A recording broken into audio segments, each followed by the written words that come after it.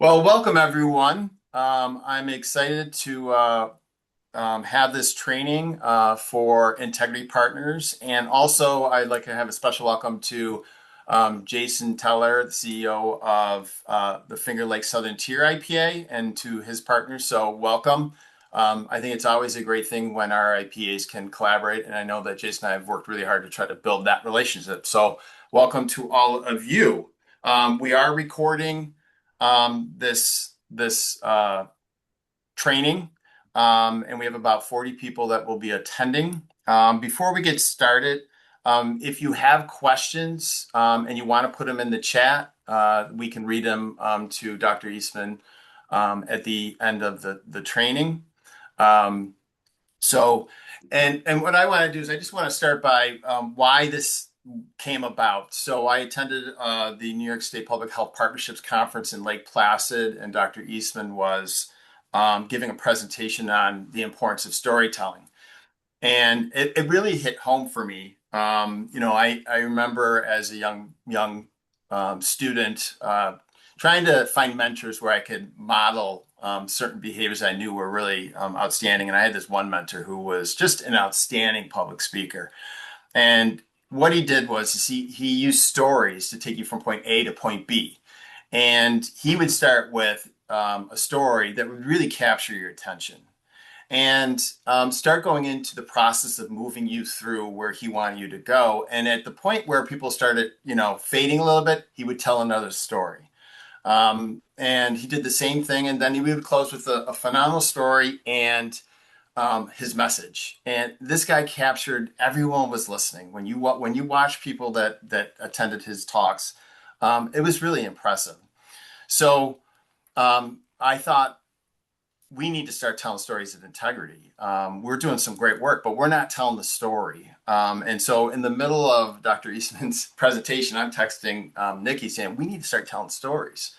Um, and I thought I should try and do a little experiment. So what I want to share with you is that before we get started is this little this experiment that I did, um, which was on LinkedIn. Um, let's put this up here. Okay.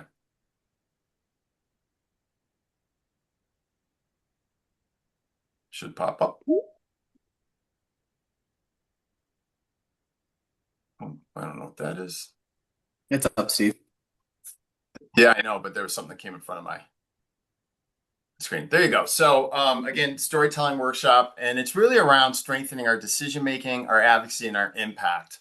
Um, and I think everyone understands the value of stories, but we don't always use them. So I decided to do a little test, and I think it was May that was Mental Health Awareness Month. It was either May or June. And so I did a post, and this is the post here. And then these are the impressions there.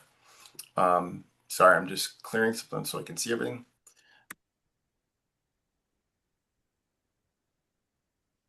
Okay, and then these are the comments. And so when you look at this post, your first thing you'll see is it's basically a standard. This is what they said I should post. It came from the New York State Rural Health Association. And it was a great idea. So I did, I posted. These are the impressions they got on this particular post, which was 70, which is not the strongest post I've done. And when you look, there were no comments on this post. So at the same time, this was also Older Americans Month. And so what I did is I posted this, and right away I posted another one. Um, this one I posted about my mom, and I put a picture of her, and I told a little story, and I highlight the importance of checking in on our older neighbors and parents and those kinds of things. These are the impressions, and these are the comments. So you see, I told a story, and it was personal, not too personal, but it really kind of highlighted what the message was through a story. If you look, it got over 1,000 impressions in the same time period as the other one versus the other one getting 70. And it actually got comments, a lot of comments. So one of which highlighted why it was important to give that message and just spoke to the story. So, I wanted to just kind of demonstrate that just through something as simple as a post. A story has a powerful impact. And when I saw again Dr. Eastman, who's from Cornell, her presentation, she just really delivered an incredible, through stories, highlighting the importance of storytelling. So I'm going to turn it over to her so she can begin the presentation. And so, Dr. Danielle Eastman from Cornell University. Hi, everyone. Thank you, Steve. So I'm going to go ahead and share my screen, get the party started, so to speak. And so, yes, as Steve mentioned, I run storytelling workshops, and during my day job, I'm the associate director of the Cornell Health Impacts Corps, which is the outreach and engagement arm of the public health program at Cornell University. I also teach on the Masters of Public Health program, where I teach risk and crisis communication. And I run trainings in risk and crisis communication for the state through the Division of Homeland Security and Emergency Services. But as we were chatting before the workshop was getting started, and Steve had mentioned, the kind of the story or how storytelling had sparked his interest in this approach in communicating about our work and about the type of things that we do. And so I just thought, maybe I should share my story as well and how I started to get involved in storytelling and what piqued my interest in it. So my PhD is actually in marketing and consumer behavior, but in the context of climate change. And most of my work prior to joining Cornell Public Health was focused on climate change policy and public engagement with climate change. So not an easy task, given some of the politics around that. But when I first moved to Ithaca, one of my new friends that I made here brought me to Trampoline. And Trampoline is a local storytelling competition that runs once a month. And I could see how amazing it was that people would just stand up and share these stories that were emotional and engaging and funny and heartwarming and just everything. Um, and shortly after moving to Ithaca and joining Cornell, I started to teach in the Department of Communication. And I recognized that within science communication, which is what I taught, that storytelling could be a valuable skill to start teaching my students. And so that was my first attempts at running storytelling workshops. And I used to run storytelling workshops with my science writing and science communication students. And the theme was always failed experiments and other victories. So thinking about how we can learn from failures and embrace those as a really valuable learning experience that helps us grow and helps us develop and mature. And especially for a lot of the students I started to see here at Cornell, is that the idea of failure is very stressful and very impactful on student mental health. And so how can we turn that into a lesson that teaches us something valuable that we can take with us? And so the origins of this workshop really stem from those first few years that I started teaching and working in science communication. And from there, I've developed a project in partnership with the Water Resources Institute in New York State, using storytelling to work with community members to understand how flooding has been impacting them. And so from that project, we held workshops, which I'll get into as we move forward. But so that's why the hard rain or a hard rain's going to fall logo is on these slides as well, because this iteration of the storytelling workshop comes out of the hard rain's going to fall project. I also want to invite you to, share your comments, share your questions. One thing that I really hate is talking at people. It's not fun and it tends to be pretty boring for most audience members. So I would love to make this as interactive as possible, even though we are on Zoom. So hopefully you share your insights, your stories, and that we can make this more collaborative as opposed to me talking at you for the next hour and 15 minutes or so. So make sure. So getting into why storytelling, and especially from the perspective of health and science, right? So, um, I love this perspective that a story is a fact wrapped in an emotion that compels us to take an action that transforms our world. And I think this aligns really well with what Steve had mentioned earlier, that having these stories compels us. It resonates with us. Stories can engage people, pull them into a subject, and the strongest stories can forge emotional bonds that help people connect to information and each other in ways that data and straight facts usually don't. And these emotional connections are forged through our shared experiences, attitudes, values, imagery, color, humor, mystery,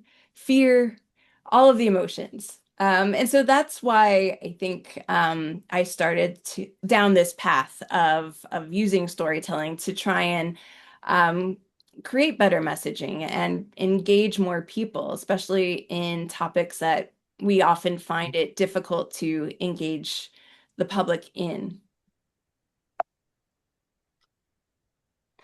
And a background on the Hard Rain Storytelling Project, which again, as I mentioned, this workshop largely came out of this project, but the Hard Rain's Gonna Fall was a storytelling project that was created to improve public engagement with hazard mitigation planning and preparedness. And so we use storytelling to better understand how people experience flooding and the current gaps in hazard mitigation planning, and preparedness, as well as emergency preparedness.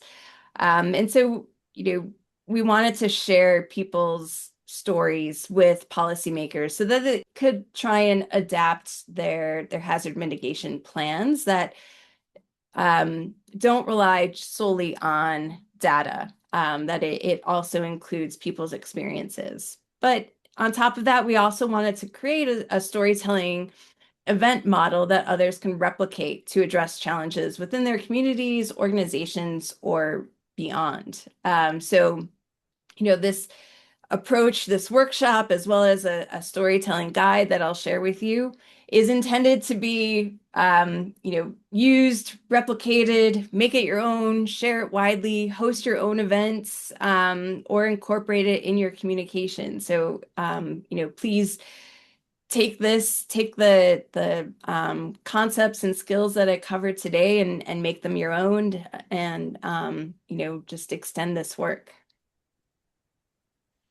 Also, this was a point of contention among some stakeholders that I worked with, that I was not using proper grammar.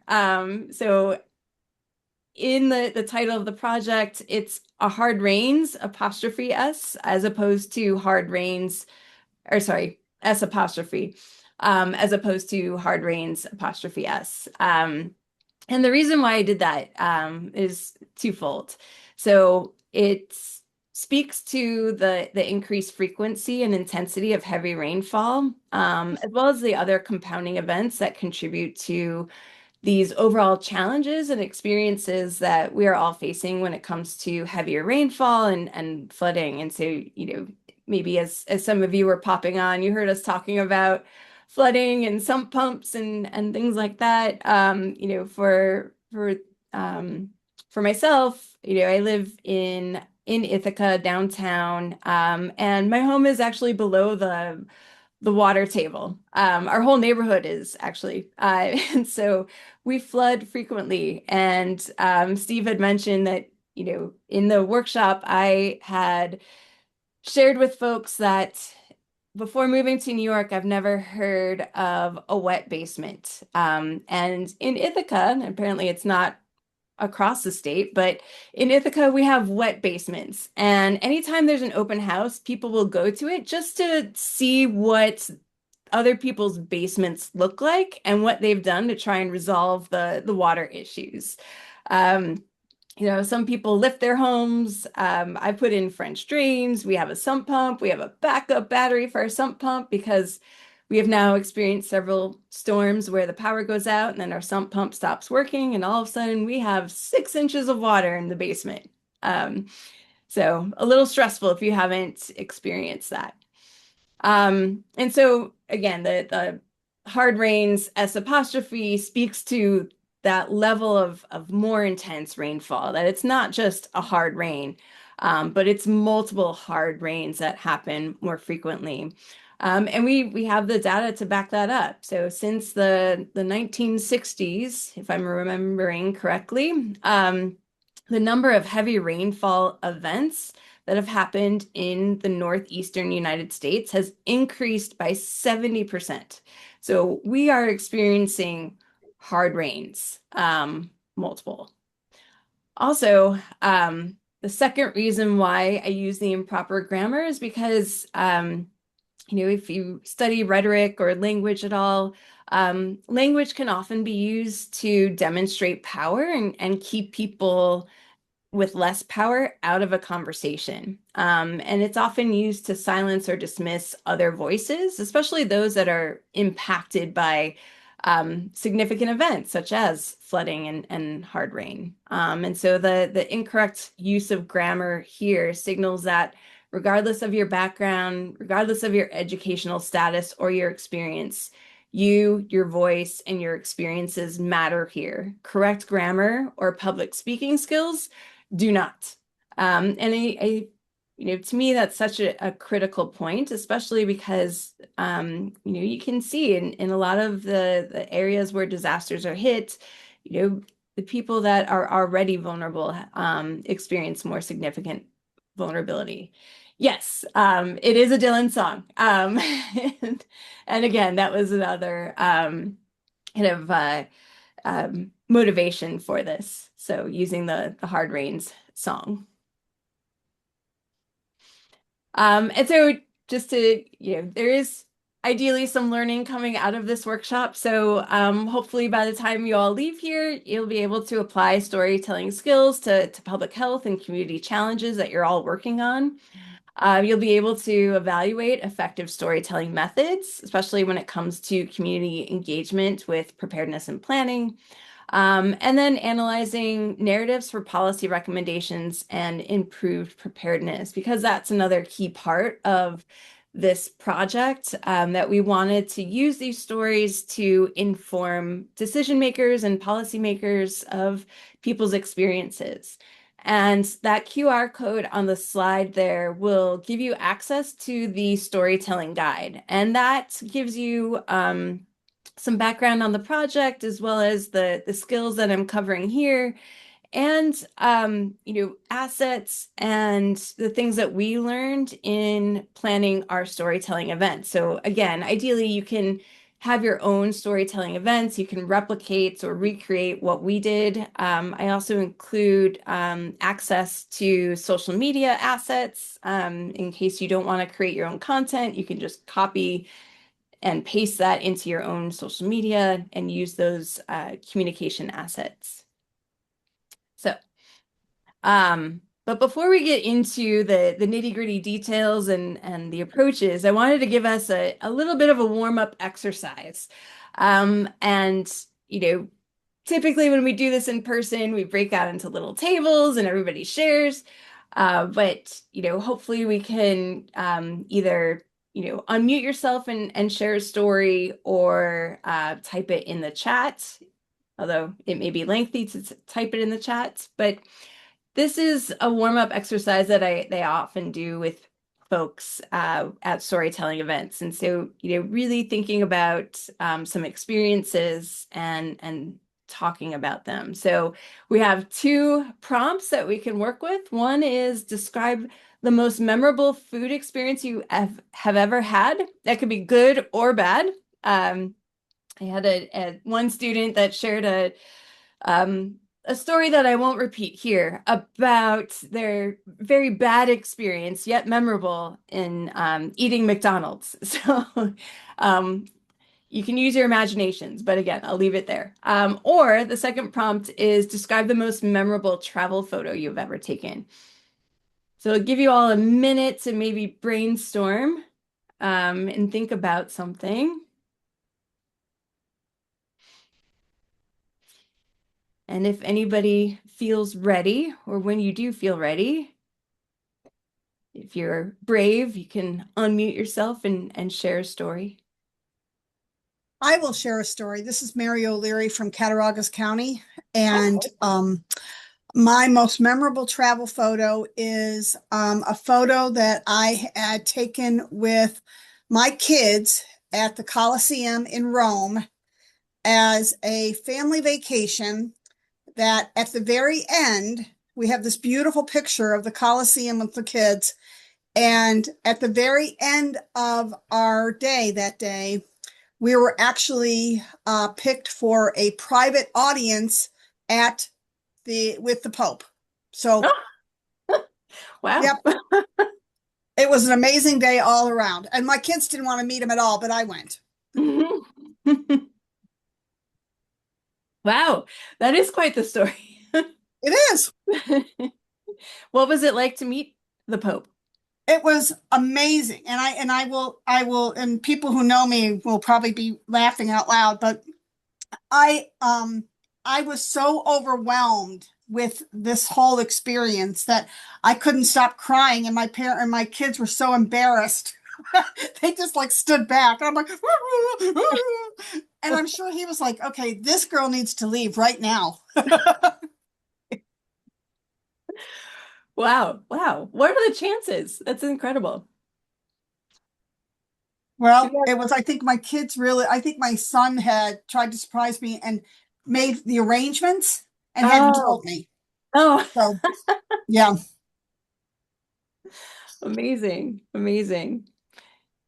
Do we have any other storytellers out there?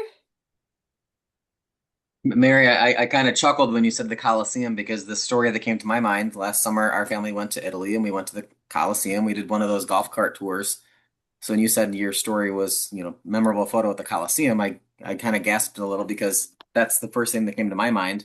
I didn't get to meet the Pope, but we paid, we did a golf cart tour and the tour guide took a picture of our family with the Colosseum in the background.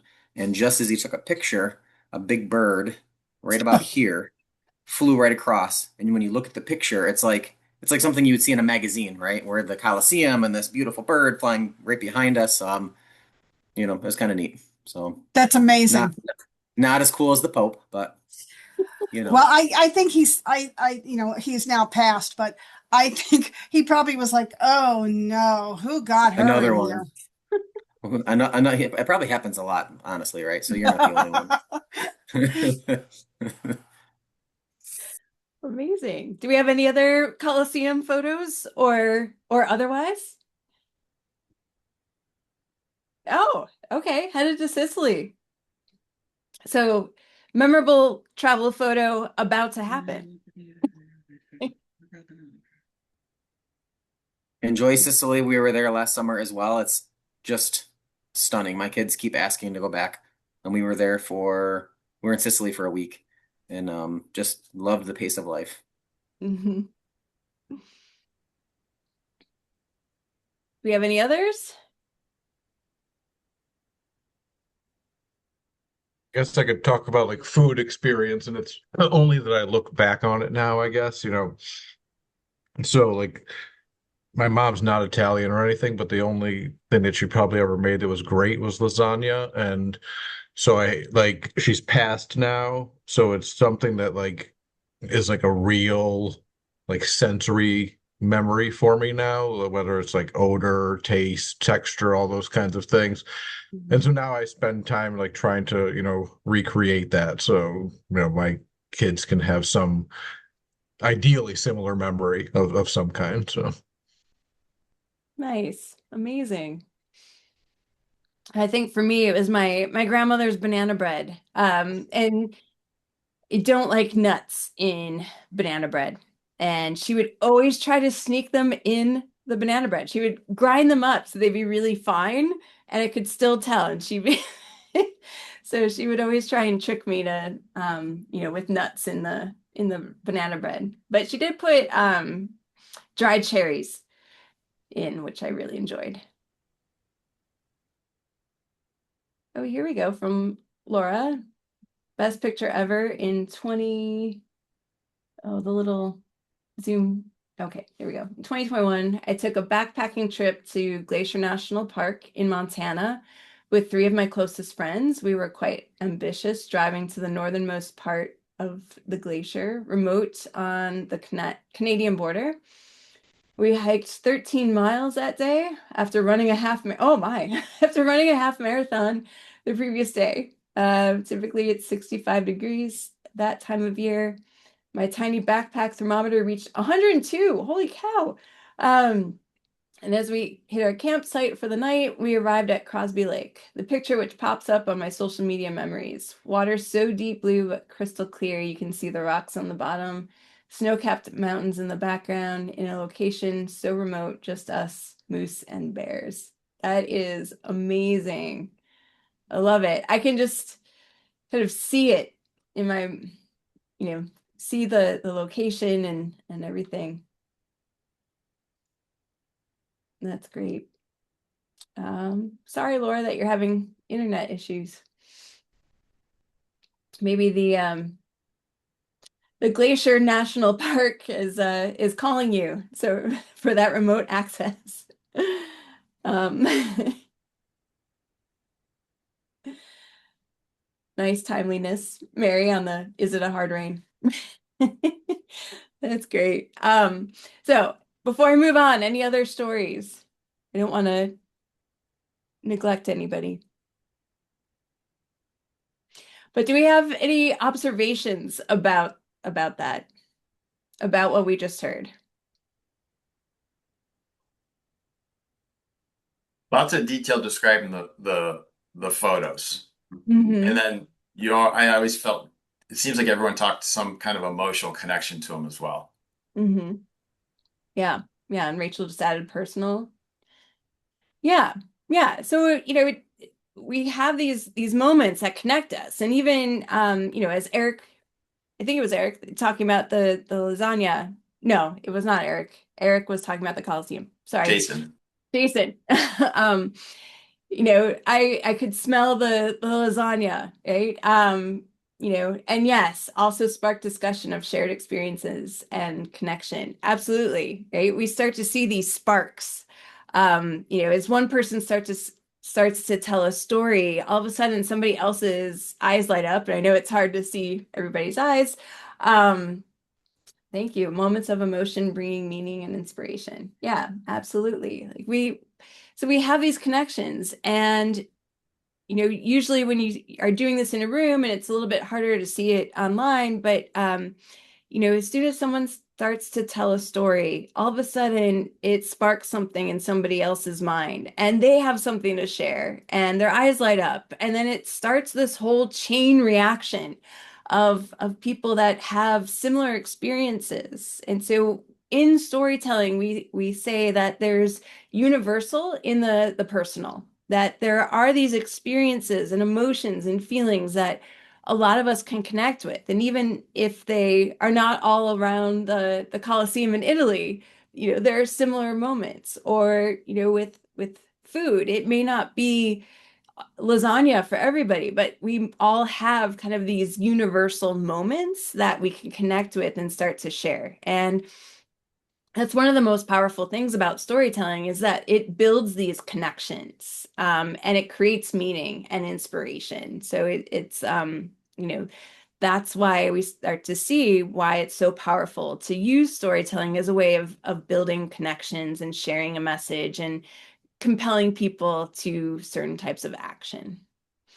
Steve was in the room when we did this in person, and the whole energy of the entire room just escalates. And people's voices get louder, they get more animated, they get excited. I did this workshop at the NATO Preparedness Summit in April, and someone from the next room over came over and yelled at us because we were being too loud. So it just speaks to the excitement that this type of approach generates for folks. So and getting back to more of the why, it's a way of reframing the message. And so, through school and through a lot of our education, we're taught a very prescriptive way of writing. And we're often trained to tell our story or our impact in this prescriptive way. And it follows that traditional format of providing background about a problem, then adding some supporting details and evidence, and then looking at data, discussing the results, sharing some conclusions. And that contradicts the way in which most of the public would rather receive information. They want to know what's the bottom line? Like, what is that conclusion that they should walk away with right up front? And then the so what? Why does this matter? Why should I care about this? Followed by the supporting details. And so storytelling helps make that distinction, or makes the way that we approach how we share information in a way that's a little bit more palatable for a lot of the public. And so getting into a hard rain and how this is affecting people, we start to see these stories of impact, right? That when it comes to heavy rainfall, when it comes to flooding, we're experiencing what we call a new normal. And this is, a story from a farmer that's local to here in Ithaca. So Newfield is a small town in our county, and Thor is a farmer. And because of the experiences that he's had, he says a normal season doesn't seem like it happens anymore. It's either really dry or really wet. It seems like when we get rain, it's apocalyptic. We got 5 inches of rain in about 1.5 hours, and I had a lot of soil loss. I see the impact for future generations. And so, we might be able to talk about flooding and hear about that data, right? That 70% statistic of how much increased or heavy rainfall events have increased over the last several decades. But to hear this personal experience with it, it tends to resonate more strongly with people, that, to experience that and feel that someone's livelihood is impacted for generations to come by one event, is something that's devastating, and it's hard not to have an emotional connection to that. And then just a snapshot of what it's like living with water in Ithaca. The photos on the left-hand side of the screen there are some historical photos, as well as some more recent photos of flooding in Ithaca. So the top two left ones are floods in 1935, as well as 2014 and 2021. So we get we have water flowing all throughout Ithaca, and lots of canals and our gorges that all go into the lake. And we get ice jams, which creates a different type of flooding for us. And that creates a lot of challenges for people. The other photos in the little video that was playing are from my home. So it might be hard to tell. I'm not sure if you can see that, but the rug in front of the washer and dryer is floating. It's and the water is at the bottom step there. So that was something I came home to one evening in October after working all day. It had been raining most of the day. I opened the side door to walk into my basement and get into the house, and I look and I thought, well, that rug shouldn't be so, floating there like that. That doesn't make any sense. And I had no idea what to do because I never experienced that before in my entire life.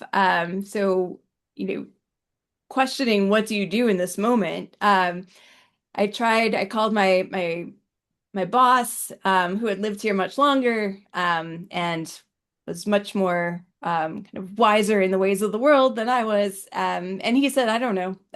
So I posted the image on Facebook, like you do, and one of my work colleagues that I was connected to on Facebook said, "Call the fire department. They will come around and pump out your basement." Um, that again, something I had never heard of before. So I called and I said, "So I've heard that you can come and pump out my basement." And they said, "Yeah, we'll add you to the list." So apparently that is something that they do. They go around from house to house pumping out the basements to help get people back to safe conditions. They showed up roughly 30 minutes after I called them. They looked in the door and they said, "Oh, wow, we're going to need a bigger pump."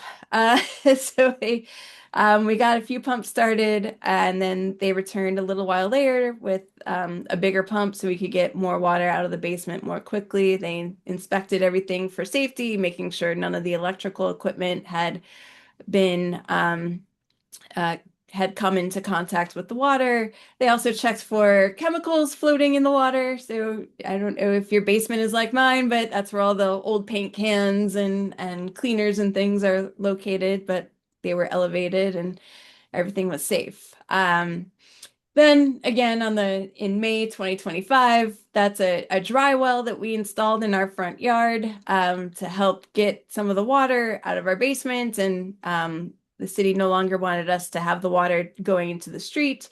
So we created this dry well. The dry well was not enough to keep up with all the water that we experience. Living with water in Ithaca is definitely something that's at the top of our minds and something we experience on a regular basis. And so a lot of us in Ithaca have these stories and these challenges, but it also uncovers a lot of barriers to public engagement. That we have challenges in making sure that different stakeholders and community members can participate in these discussions. The standard process for hazard mitigation and flood mitigation preparedness and planning is typically, the county will hire a consultant to assess the data, come up with a plan. They post it on their website. They send emails out saying, "This is open for public comment." And they get very little engagement with that process. And it doesn't take into consideration that we have people in our community that have different needs and maybe have some barriers to participating in that way. It also is difficult to access hard to reach groups. So young people, people that are over the age of 65 and maybe not as technologically savvy as some other groups within our community. Communities of color, those individuals that are also socially excluded from a lot of these discussions and processes. There's also gaps in information. Our flood insurance and our FEMA flood risk in our area has changed in the last year after they completed the FEMA flood maps. And I can speak to my own personal flood insurance that I'm required to have has tripled in 1 year. So, that's a big challenge for a lot of folks. And while there has been some efforts to communicate that with the public, that these changes are happening, it hasn't been shared widely enough, and not enough people are aware of it. There's also feelings of distrust that, distrust in institutions as well as distrust in the government. And then we also have the challenge of literacy, language, and cultural diversity that can add to some of the barriers to traditional public engagement as well. and power dynamics and differences around race, age, gender, and culture. So, that again, it speaks to the impetus of the controversial misuse of grammar in the title of this project, and really emphasizing that stories, voice, experience matter, grammar does not. And so we kind of tapped on this a little bit in our kind of warm-up exercise, but why stories? Stories forge connections between people and between people and ideas. Stories convey culture, history, and goals that unite people. Stories can turn failure into victories. Stories can create a culture of compassion, shared awareness, solidarity, and stories are uniquely human. I haven't come across any evidence so far to show us that animals share stories in the same ways that we do. Although I did watch the John Oliver Last Week show on Sunday night, which had a really interesting segment on feral hogs, and they seem to communicate stories to each other in a very interesting way. And they're very intelligent, which took me by surprise. But through storytelling, we can identify themes that transcend groups, share them with decision makers, and ensure that hazard mitigation or public health or mental health are developed and implemented in direct response to community needs and challenges. And some of the photos shared on this slide are from our storytelling events, that we were able to bring together community members in very unique places to encourage them to share their stories and their experiences about flooding, and how that might help inform policy. Stories also make information relatable. While people may not have the same experiences, we can use certain techniques to make information relatable, such as embedding metaphors in our stories. So using something that's familiar to describe a new idea or concept, and metaphors again enhance this emotional connection. And they add creativity and vividness to something that's often quite abstract. And so the image on this slide here is a group of dancers. And the reason why I have that on the slide is because, in kind of the early days of explaining DNA to people, the metaphor that was often used is that DNA is the blueprint of who we are, and our health and how we develop. And that somewhat suggests that that who we are is predetermined by our DNA. And there's a lot of problems with that. That it doesn't take into consideration environment, external factors, where we live, how we grow up, etc. So there's all these things that influence who we are and our health. And suggesting that DNA is our blueprint makes it as though everything is predetermined and we can't change or we can't grow. And so scientists over time have started to develop a different metaphor to try and help people understand how DNA works. And so they've developed this different metaphor in terms of that actually DNA is more like a dance troupe or a jazz band, where they work together with the environment to create a story or to create something. And so that tends to be a metaphor that resonates a little bit better in terms of explaining what DNA is and how it works in the body. And then also thinking about language, so simplifying our terms, avoiding jargon, or if we have to use a particular word, making sure that we define it, and also being concise.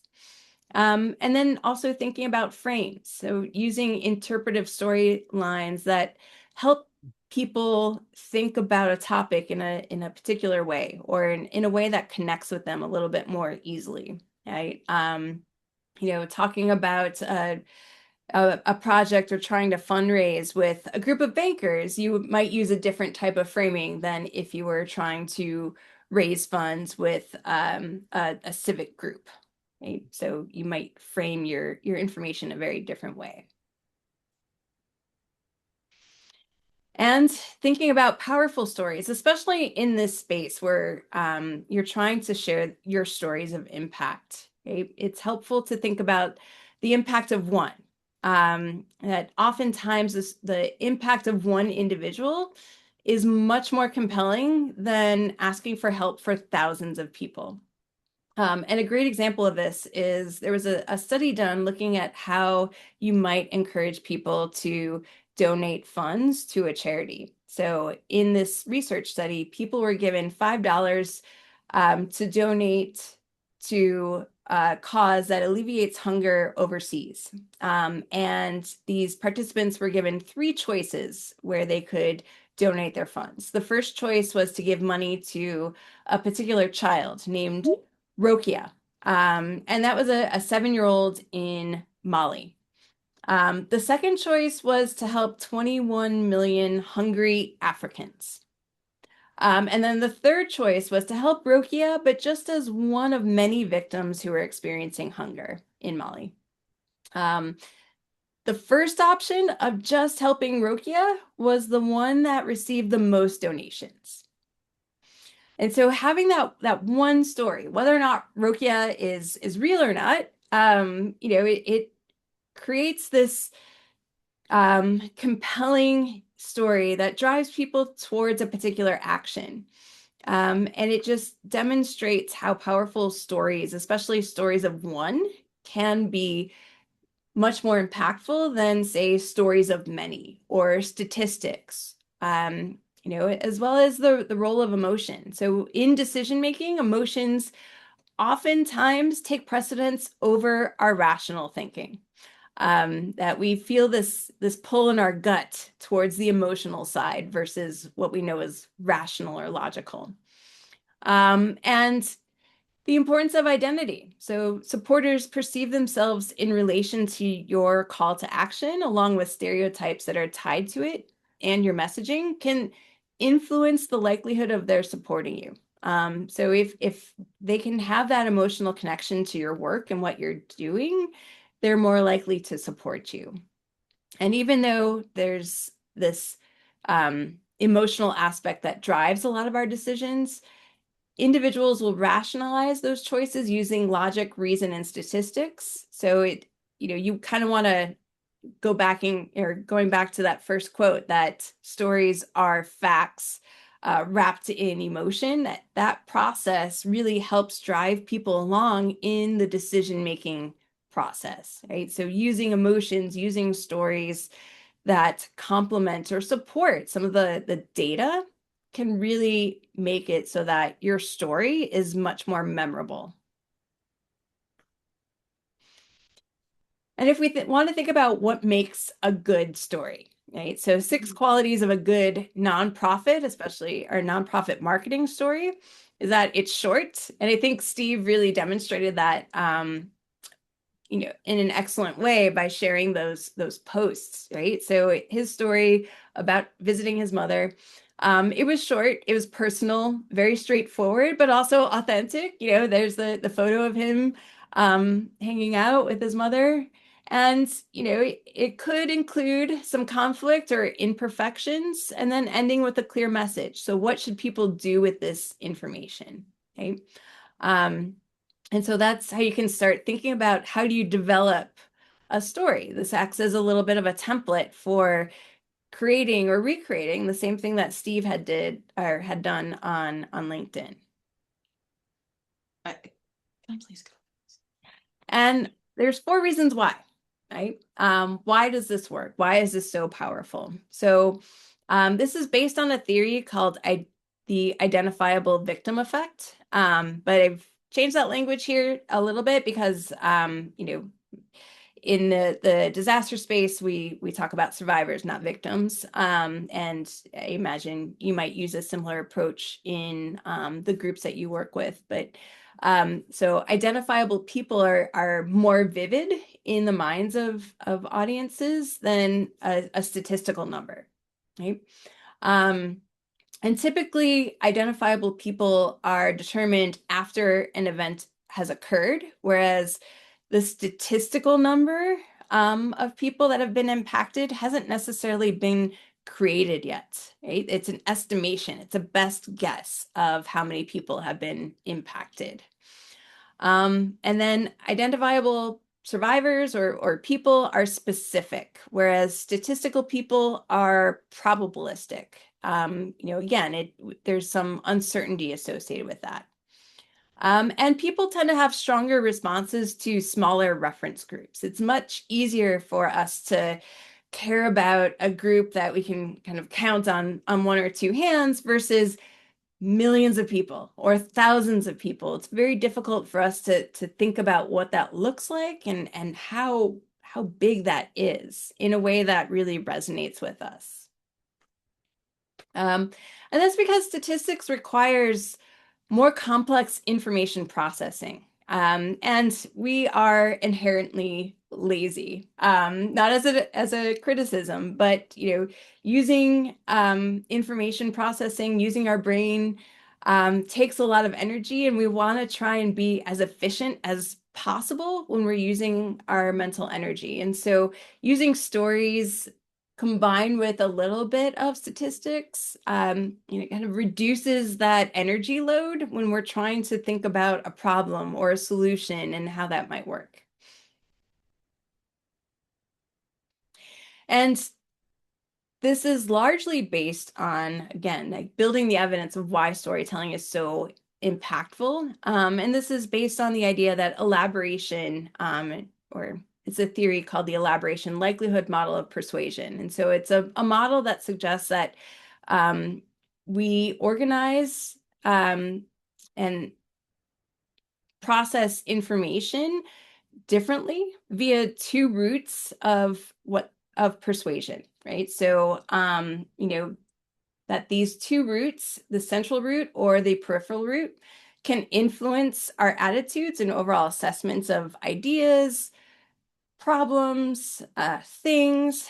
And the reason why this is so impactful is because attitudes are general evaluations that people tend to hold towards themselves, others, objects, and issues. And so these attitudes are thought to be rather enduring. So if you can tap into the central root of persuasion, which is much deeper and a much more intensive form of information processing, stories that connect to emotion tend to be processed through that central root, and it tends to be more memorable.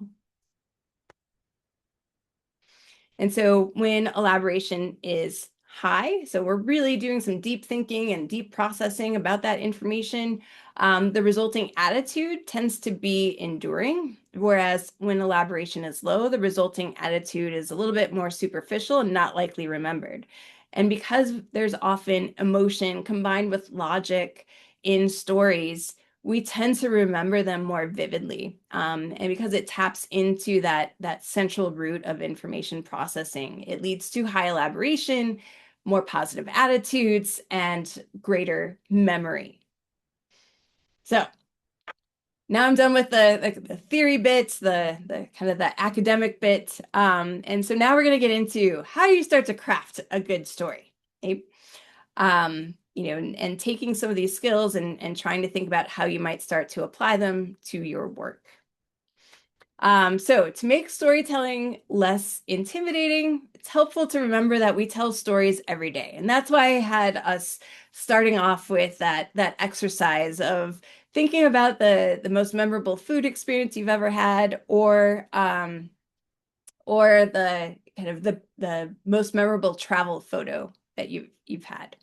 And so it's helpful to remember that we tell stories every day, right? So often, the classic story approach is that it has a beginning, a middle, and an end. So in the beginning, we introduce the problem, the gap, or the need.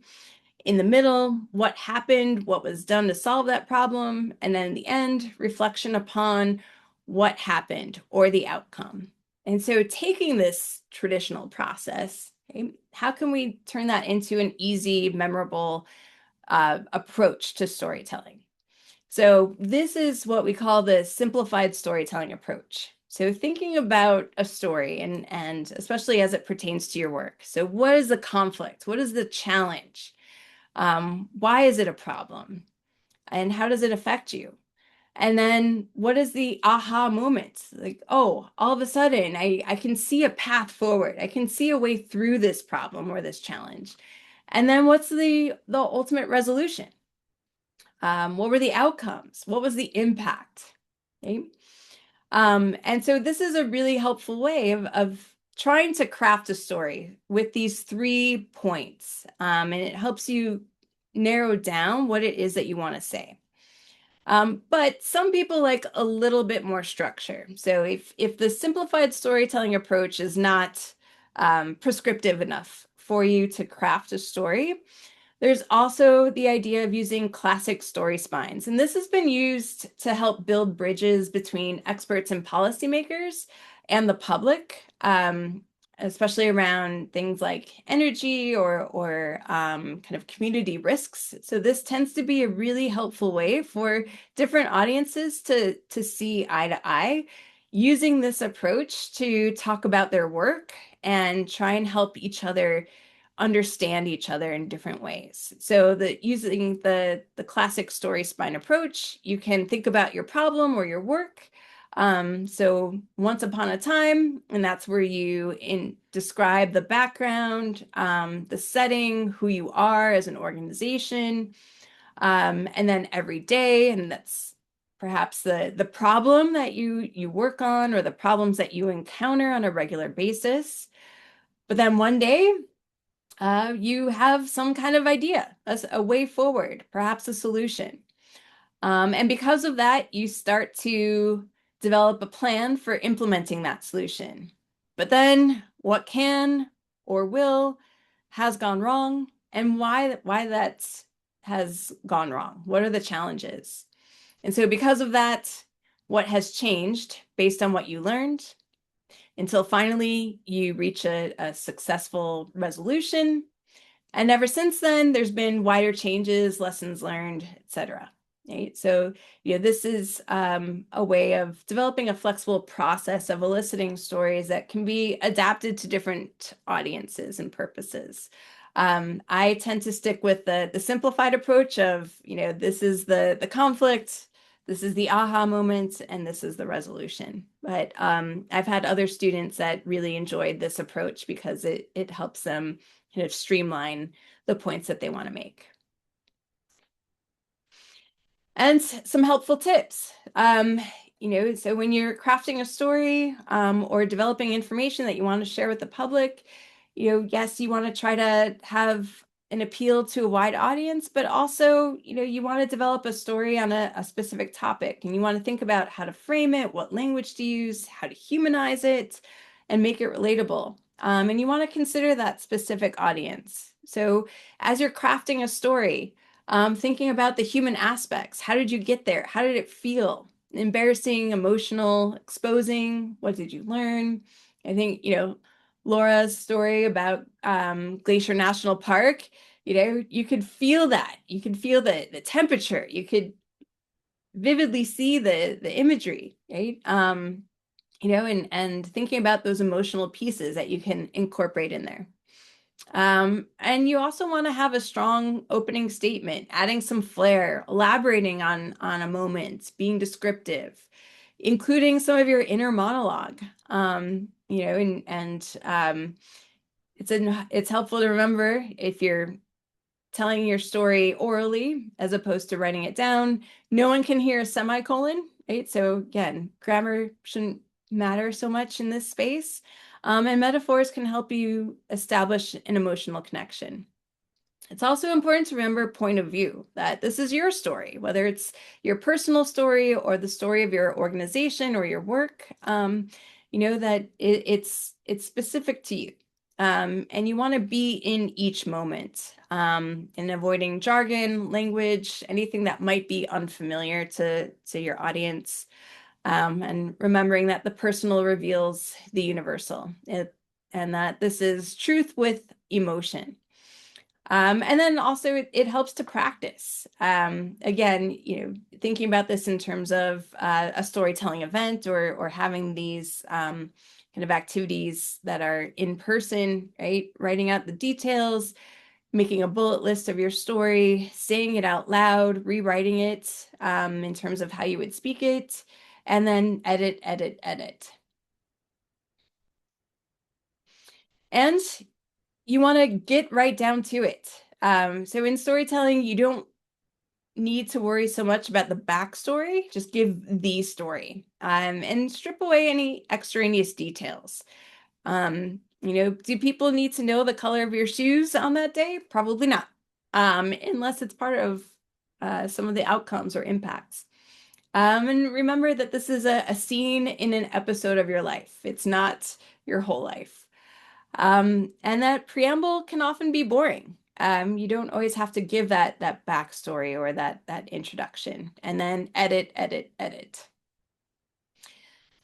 And as story listeners, you can think about what makes a good story, right? So if you take some time to practice with each other and do this in person, thinking about, was I engaged? Were you able to see the world through that person's eyes? And I think, given the stories that you all shared earlier, I think you all achieved that really well. I know I felt like I was in Rome meeting the Pope, or seeing that bird fly across the photo. So that's really a great approach to keep building. And then thinking about, what lingering questions do I have? What could you expand on? What details did I not care about? And did the storyteller jump right in, or was there preamble? And what details or moments would I like to have expanded upon? Okay. And so much of this is in the storytelling guide. It's helpful to think about how you might practice this or incorporate it into the work that you do. And then the last little bit that I'm going to cover, before I pause for questions and things, is applying this to policy. So this gives you a snapshot of how we've been able to take the stories that we've collected and share that with policymakers, and hopefully they'll be able to incorporate that into the hazard mitigation planning process that they start doing on a regular basis.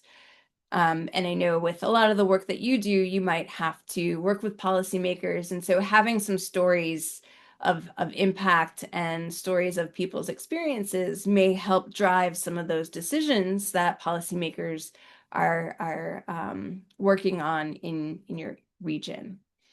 So how we did this is, we held community events, and we hosted informal community events across the county so that the public could access the locations a little bit more easily. And we invited the public to come share their stories, learn from one another, and start to build a shared understanding. And so with the events, we invited people, we offered some snacks and beverages, and we shared the simplified storytelling approach with people. We also provided a lot of guidance and information on flooding and how to stay safe in a flood.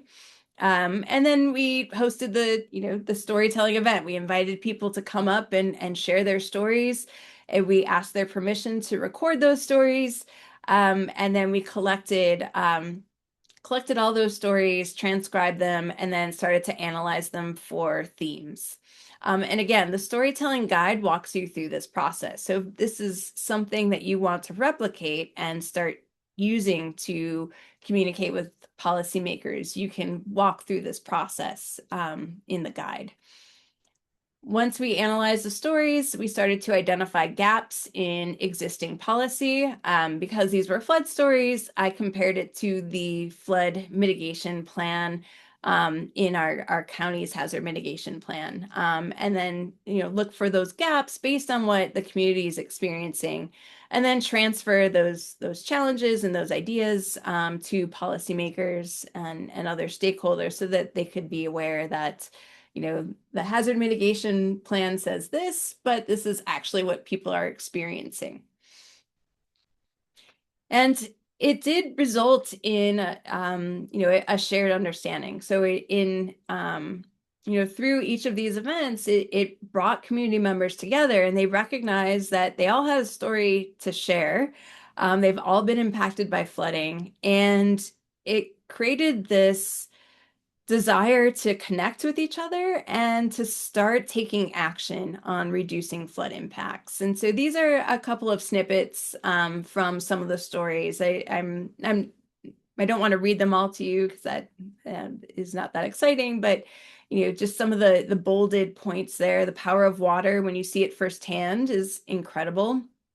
That the flooding experiences were very eye-opening, to realize that even though we were all part of the same thing, we all had different experiences with it. And another person said it's really frightening to see these these massive water events, and so you start to develop that shared understanding.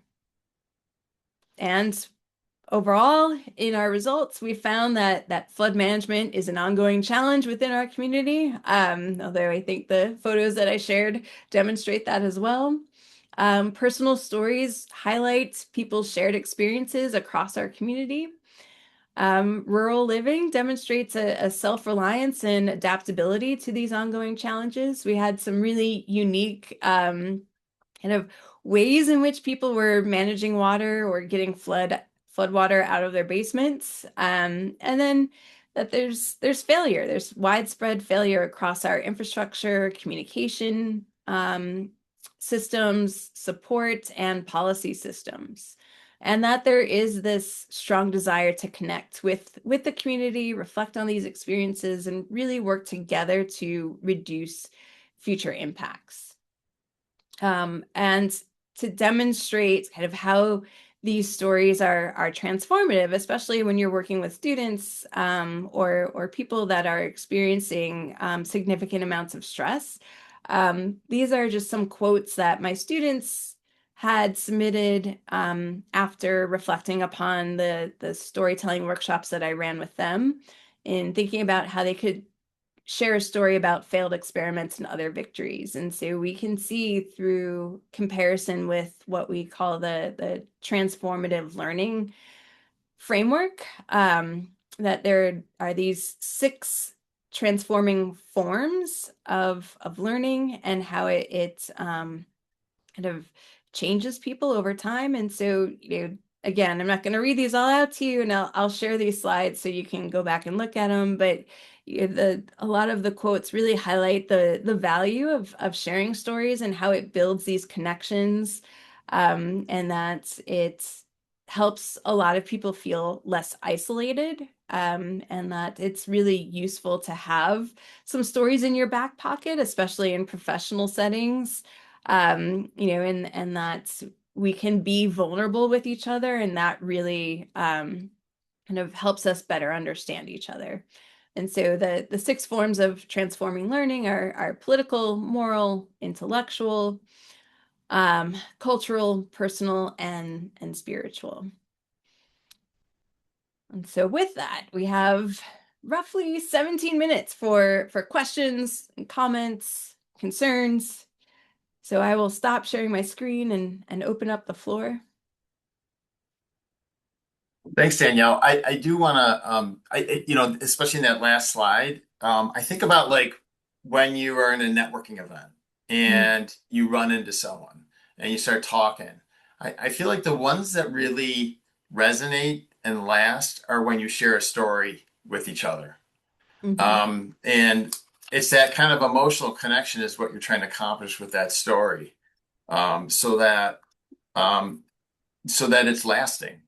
And so I do appreciate that last slide doing it. I like the frame like you. I like the conflict aha resolution framework. And I do think that um, we could be telling a lot of very important stories that need to be heard. I guess the question I have for you though is what happens when there is no story and that's your success? So we always try to do, head off crisis. Mhm. But when we are successful at that, it's kind of, I mean, it's a great story, but it's not a story, that's necessarily draws you in. Mhm. Because someone was successful and people get the emotion of those stories, of people who don't make it. How do you tell a story that might not be as interesting to hear? Mhm. Yeah, I mean, the emotions of hope, right, are very powerful as well. And so I think Mm, taking that type of event and crafting a story about what could have happened if you had not been successful can also be very powerful. That and we kind of grapple with that in the disaster response space as well, right? Like there was a flood or the impact of the heavy rainfall event was minimal. No homes were damaged. It was a success, right? Nobody that doesn't really spark joy in people, right? yeah, Unless you've been through a flood and you're like, well, if this had not been put in place, I might have had 6 inches of water in my basement again, and if I had not had this intervention or this program, that other pathway could have been much worse. And so there's gratitude and hope in that success story and thinking about what that means. And I think, we often talk about the practice of doom scrolling and that there's starting to be more movements away from that people want hope, they want good stories, they want happiness and puppy dogs and all of those things that do resonate with us. It's just getting a little bit creative in how you frame that of what does success look like and why is success in this space so important, right? If we no longer have people that require mental health support, that's a success story. And that's one that should be shared widely and something that people should be proud of. And that's something that people can resonate with or connect with as well. That sense of accomplishment or that success, that feeling of hope. great. Thank you. That's a great point. Anyone else? And Dr. Eastman, this has been really great. Sorry I had to switch to a car, but I really was glad you brought up metaphors because I've been training in addictions for the last 10 years or so. And the one thing that people always resonate with is when I look at their coffee cups on the table and call them all out as drug addicts. And they, really just immediately identify with like having that addiction themselves to caffeine. Mhm. Where I've struggled historically, I guess, I've worked a lot with peers, people with lived experience, and they have incredible stories. But as you mentioned, edit, edit, edit, they are Mhm. amongst like the worst self editors.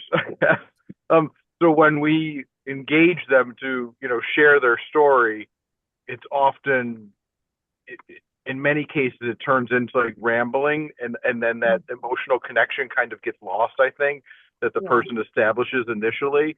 Do you do or do you know of entities that do storytelling training for the actual storytellers and how to, you know, I don't know. I'm just using the word edit because that's the word you used, because that's where I see some struggle too, is that we have these incredible stories that Mhm. often I observe like failure to resonate, and it's not intentional, or it's almost like the lack of skill, I guess.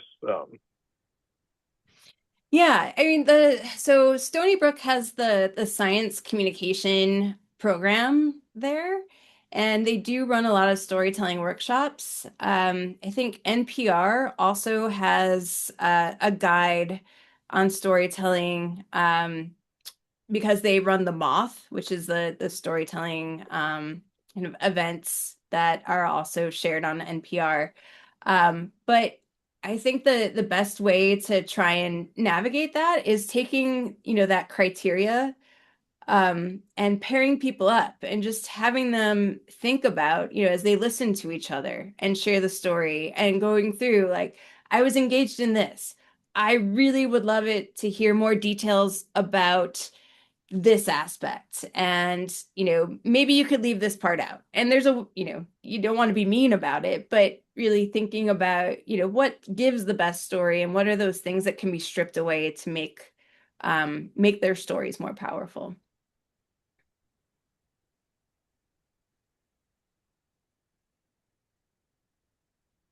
Great. Anyone else?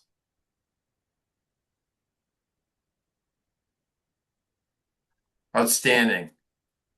That was fantastic. I even got more information out of it than the time I at the Lake Placid. So, Danielle, that was phenomenal. We really appreciate your expertise.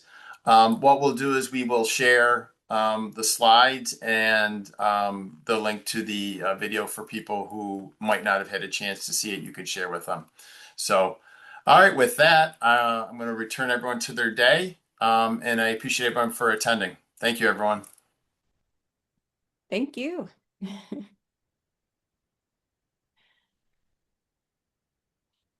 And so, Steve, I'll send you the slide.